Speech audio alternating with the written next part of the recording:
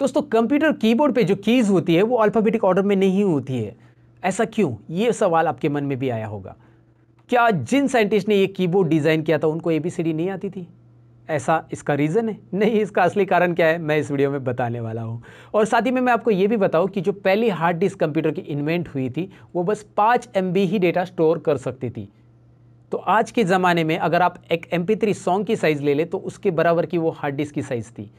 तो ऐसे ही कुछ इंटरेस्टिंग फैक्ट्स अगर आपको जानने हैं तो आज की वीडियो में मैं आपके लिए 7 इंटरेस्टिंग कंप्यूटर और टेक्नोलॉजी के फैक्ट्स लेके आया हूं। तो चलिए, कंप्लीट टेक्नोलॉजी चैनल पे मैं सतीश आप सबका स्वागत करता हूं। शुरू करते हैं आज का इंटरेस्टिंग वीडियो।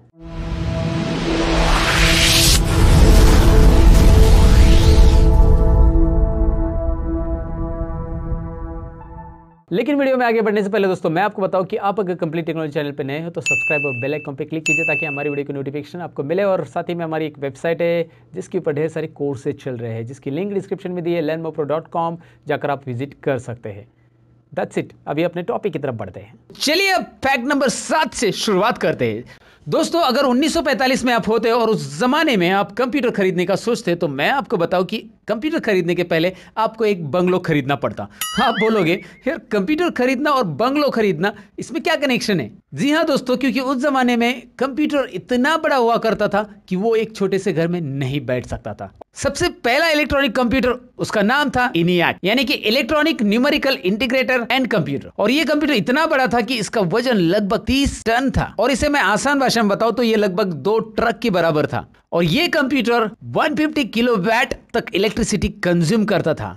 मतलब इतनी इलेक्ट्रिसिटी में आपके घर की बिजली कई दिनों तक चल सकती है। और इसमें लगभग 18,000 वैक्यूम ट्यूब्स यूज की जाती थी। अब वैक्यूम ट्यूब क्या है इसके बारे में आप जरूर जानना चाहोगे। वैक्यूम ट्यूब एक ग्लास ट्यूब होते हैं जिसमें से हवा को निकाला जाता है और उससे वैक्यूम क्रिएट किया जाता है। और ये वैक्यूम ट्यूब स्विचेस और एम्पलीफायर की तरह काम करती थी। इनमें से कई ट्यूब्स हर रोज खराब होती थी, जिसकी वजह से इस बड़े कंप्यूटर को आधे टाइम तो बंद ही रखना पड़ता था। और ऐसा कहा जाता है कि ये कंप्यूटर बिना खराब हुए मैक्सिमम 5 दिन चला था। तो ये था फैक्ट नंबर 7। अब बढ़ते फैक्ट नंबर 6 की तरफ। वायरस। दोस्तों मैं उस वायरस की बात नहीं कर रहा हूं जो आजकल आप सुन रहे हैं न्यूज के अंदर। वैसे उसके ऊपर हमने ऑलरेडी वीडियो बनाया है।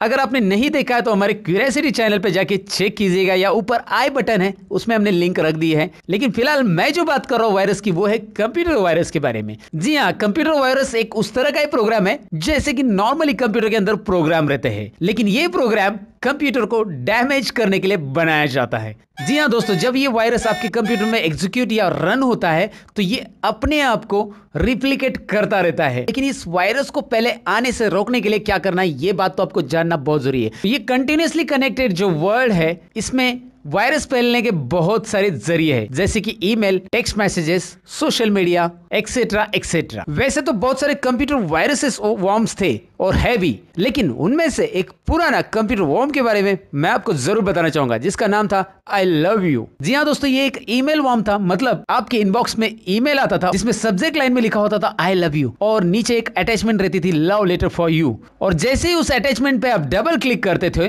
तो वो प्रोग्राम एग्जीक्यूट होके वो ऑटोमेटिकली आपके कंप्यूटर के अंदर की फाइल को ओवरराइट कर देता था। और इतना ही नहीं, उस समय में आपके विंडोज एड्रेस बुक में या माइक्रोसॉफ्ट आउटलुक के एड्रेस बुक में जितने भी ईमेल एड्रेस रहते थे उनको ऑटोमेटिकली आई लव यू नाम का ईमेल सेंड हो जाता था। और ये आई लव यू नाम का कंप्यूटर वॉर्म आया था साल 2000 में। और अगर आपको कभी आई लव यू सब्जेक्ट का मेल आता है तो ये मत समझना किसी लड़की ने आपको भेजा होगा, तो सतर्क हो जाइएगा इस ईमेल पे क्लिक करने के पहले। ये तो फैक्ट नंबर 6। अब बढ़ते फैक्ट नंबर 5 की तरफ। दोस्तों अगर हम हार्ड डिस्क की बात करें तो आपके दिमाग में क्या आता है? हार्ड डिस्क कितनी जीबी की है, कितनी टीबी की है, इतना ही ख्याल आता होगा। लेकिन हार्ड डिस्क से रिलेटेड चौंकाने वाली खबर ये है कि जब पहला हार्ड डिस्क ड्राइव बना था तो उसमें सिर्फ 5 MB का स्पेस हुआ करता था दोस्तों, यानी कि आज के जमाने का एक गाना खाली उसमें बैठता था। और ये हार्ड डिस्क IBM द्वारा बनाई गई थी 1956 में और इसका वजन लगभग 1 टन था, जिसमें 5 MB का डेटा स्टोर होता है। इसकी कीमत लगभग $50,000 थी दोस्तों। ये था फैक्ट नंबर 5। अब बढ़ते फैक्ट नंबर 4 की तरफ। आप इन दिनों आराम से कोई भी एक्सटर्नल डिवाइस कंप्यूटर को आसानी से कनेक्ट कर सकते हैं, लेकिन ये बात सालों पहले इतनी आसान नहीं थी, क्योंकि कंप्यूटर्स में हर एक डिवाइस कनेक्ट करने के लिए अलग अलग पोर्ट्स का इस्तेमाल किया जाता था। जैसे कीबोर्ड के लिए सीरियल पोर्ट हुआ करता था, प्रिंटर के लिए पैरेलल पोर्ट हुआ करता था, और यहां तक आज भी देखेंगे आप तो मॉनिटर के लिए विजे पोर्ट अलग से रहता है। और उस जमाने में इतने सारे पोर्ट्स हुआ करते थे, और उसकी वजह से ये सारे पोर्ट्स एक साथ कभी कभी काम भी नहीं कर पाते थे। और ये दिक्कत जो होती थी उसे खत्म करने के लिए बड़ी बड़ी कंपनीज एक साथ आई और यूएसबी पोर्ट का इन्वेंशन हुआ। यूएसबी यानी कि यूनिवर्सल सीरियल बस दोस्तों, जो कि एक आसान और एक स्टैंडर्ड एक्सटर्नल डिवाइस कनेक्ट करने का पोर्ट बन गया। और ये इन्वेंशन एक इंडियन ने किया था। 1994 में अजय भट्ट नाम के एक इंटेल एम्प्लॉय, उन्होंने और उनके टीम ने मिलकर यूएसबी का इन्वेंशन किया था। और उसके बाद यूएसबी 1.0 1996 में इंट्रोड्यूस किया गया था, और उसका ट्रांसफर स्पीड लगभग 1.5 MB टू 12 MB पर सेकेंड था। आगे की फैक्ट की तरफ बढ़ने के पहले दोस्तों मैं आपको बताऊं कि अगर अब तक के फैक्ट्स आपको अच्छे लगे हैं तो लाइक, शेयर और कमेंट जरूर कीजिए। साथ ही में ऐसे फैक्ट्स, ऐसे इंटरेस्टिंग फैक्ट्स अगर आपको जानने हैं, आप क्यूरियस हो इसके बारे में, तो हमारा एक और चैनल है जिसका नाम है क्यूरियोसिटी, जो कि आपकी स्क्रीन के ऊपर आपको दिखाई दे रहा है।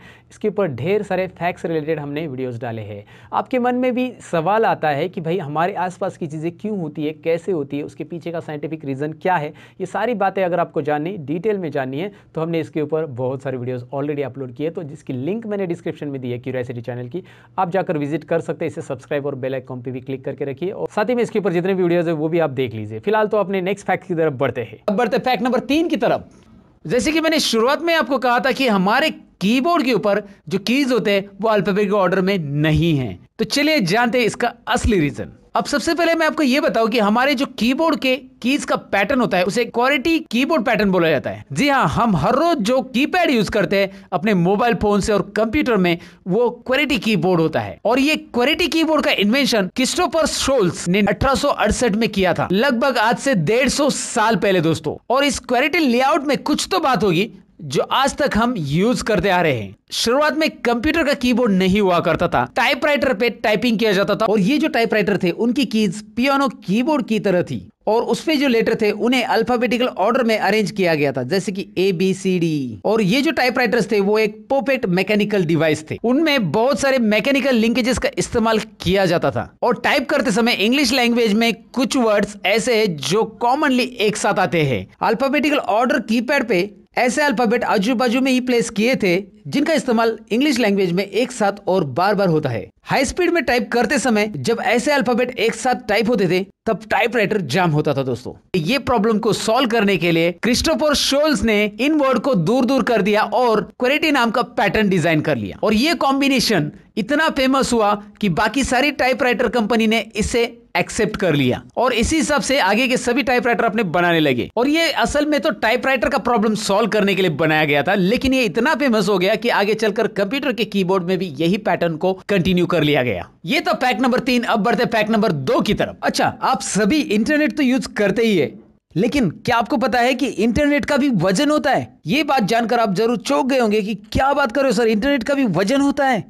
जी हाँ मेरे दोस्तों, इंटरनेट का भी वजन होता है। और मैं कंप्यूटर, मोबाइल या लैपटॉप की वजन की बात नहीं कर रहा हूँ दोस्तों, मैं डेटा के वजन की बात कर रहा हूँ। तो अब आप सोचोगे कि यार इसको मेजर किसने किया है, लेकिन मैं आपको बताऊं कि साइंटिस्ट ने इसे मेजर नहीं किया है, उन्होंने बस इसे कैलकुलेट किया है। और जितनी भी चीजें इंटरनेट पे अवेलेबल है, जैसे कि वेबसाइट, डॉक्यूमेंट्स, वीडियो, ईमेल, इन सभी को हम डेटा बोलते हैं। और इस डेटा का फिजिकल एनर्जी और मास दोनों भी होते हैं। जो भी डेटा स्टोर होता है वो इलेक्ट्रॉन्स की वजह से स्टोर होता है। और जैसे आपने साइंस में पढ़ाई होगा कि इलेक्ट्रॉन्स का भी वजन होता है दोस्तों, जो कि बहुत कम होता है। इलेक्ट्रॉन का वजन लगभग 9.1 इंटू 10⁻³ किलोग्राम होता है। और साइंटिस्ट के हिसाब से 50 KB का इमेज स्टोर करने के लिए 800 करोड़ तक इलेक्ट्रॉन्स लगते हैं। और कुछ साइंटिस्ट के कैलकुलेशन के अनुसार अगर आप 4 GB का डेटा मोबाइल में डाउनलोड कर लेते हैं या ऐड कर लेते हैं तो आपके मोबाइल का वजन 0.000 ऐसे 18 बार 0 के बाद 1 ग्राम से बढ़ेगा।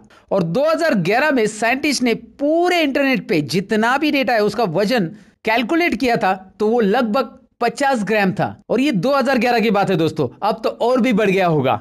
और ये था इंटरनेट से रिलेटेड हमारा फैक्ट नंबर 2। अब बढ़ते हैं फैक्ट नंबर 1 की तरफ। और फैक्ट नंबर 1 है प्रोसेसर के बारे में, यानी कि कंप्यूटर के दिमाग के बारे में। क्या आपको पता है कि इंटेल के i7 प्रोसेसर के सेकेंड जनरेशन में 100 करोड़ तक ट्रांजिस्टर होते हैं। जी हाँ दोस्तों, 100 करोड़ ट्रांजिस्टर एक छोटे से चिप के अंदर होते हैं, जिसे हम माइक्रो प्रोसेसर कहते हैं। और ये माइक्रो प्रोसेसर एक इलेक्ट्रॉनिक कंपोनेंट होता है जो कि आपको पता है कि वो कंप्यूटर में प्रोसेसिंग का काम करता है। और इस छोटे से चिप के अंदर बहुत सारे ट्रांजिस्टर, रेजिस्टर और डायोड्स होते हैं। और मैं आपको ट्रांजिस्टर्स के बारे में बताऊं तो ट्रांजिस्टर एक सेमीकंडक्टर मटेरियल से बना होता है जो कि स्विच या एम्पलीफायर का काम करता है। और क्या आपको पता है कि पहला माइक्रो प्रोसेसर कब इन्वेंट हुआ था? वो हुआ था 1971 में, और वो इन्वेंट किया था इंटेल कंपनी ने। उसका नाम था इंटेल 4004, जिसके अंदर लगभग 2300 ट्रांजिस्टर थे। और अभी के प्रोसेसर में लगभग 100 करोड़ ट्रांजिस्टर है दोस्तों। और इससे आप अंदाजा लगा सकते हैं कि चीजें कैसे दिन ब दिन छोटी होती जा रही है। ये थे 7 फैक्ट कंप्यूटर और टेक्नोलॉजी से रिलेटेड दोस्तों। सो कैसे लगे दोस्तों कंप्यूटर और टेक्नोलॉजी से रिलेटेड ये इंटरेस्टिंग फैक्ट्स? डेफिनेटली आपको पसंद आए होंगे। कमेंट जरूर कीजिए, लाइक भी कीजिए और शेयर भी कीजिए अपने दोस्तों के साथ। साथ ही में मेरे जितने भी चैनल्स है उसके नाम स्क्रीन के ऊपर आपको दिखाई दे रहे हैं। डिस्क्रिप्शन में मैंने लिंक भी दी है आपके लिए, और मेरी वेबसाइट learnmopro.com, उसकी भी लिंक मैंने डिस्क्रिप्शन में दी है। जरूर चेक कीजिएगा अगर आप इंटरेस्टेड हो कुछ नया सीखने के लिए। हमेशा तो सीखते रहिए, सिखाते रहिए, यही हमारा रहेगा हमेशा स्लोगन। अपना ख्याल भी रखिए। Bye bye.